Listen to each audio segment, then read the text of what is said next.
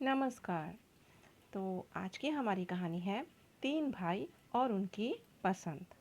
और जैसा कि हमेशा होता है, कहानी के अंत में मैं एक प्रश्न करूंगी और आप सभी से आशा करूंगी कि आप उस प्रश्न का उत्तर कमेंट बॉक्स में देंगे। तो चलिए शुरू करते हैं। जिम, ईथन और कैस्पर तीन भाई थे। एक दिन वे बाजार से सामान खरीदकर घर लौट रहे थे। लंबा रास्ता तय करने के बाद वे थक गए और भूख भी लग गई। उन्होंने सोचा थोड़ा रुककर कुछ खा लिया जाए, लेकिन उनके पास केवल 3 रुपए बचे थे।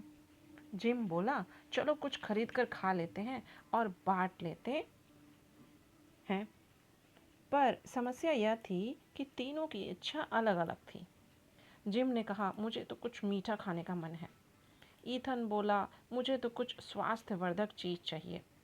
कैस्पर ने माथे का पसीना पोंछते हुए कहा, मैं तो बहुत प्यासा हूँ, मुझे तो कुछ पीने जैसा चाहिए। तीनों भाई उलझन में खड़े रहे। थोड़ी देर तक उन्होंने बहस की, पर किसी नतीजे पर नहीं पहुंचे। इतने में पास ही खड़ा एक फल वाला उनकी बातें सुन रहा था।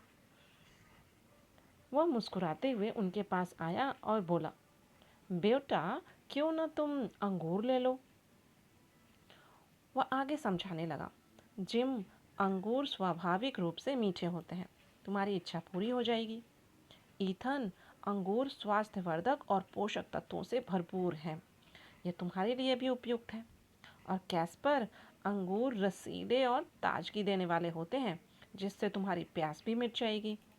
तीनों भाइयों ने एक दूसरे की ओर देखा और सहमत हो गए कि यह सचमुच सही उपाय है। उन्होंने 3 रुपए में अंगूर खरीदे और मिल बांट कर खाए। अंगूर खाने के बाद वे प्रसन्न हो गए और फल वाले का आभार मानते हुए घर की ओर चल पड़े।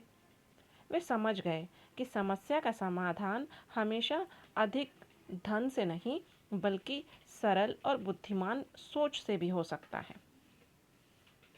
तो इस कहानी से क्या उपदेश मिला हमें कि जब और कुछ समझ न आए, तब साधारण बुद्धि भी समस्याओं का हल दे सकती है। तो जैसा कि तय था कि कहानी के अंत में एक प्रश्न किया जाएगा। तो प्रश्न यह है कि तीनों भाइयों के नाम क्या थे।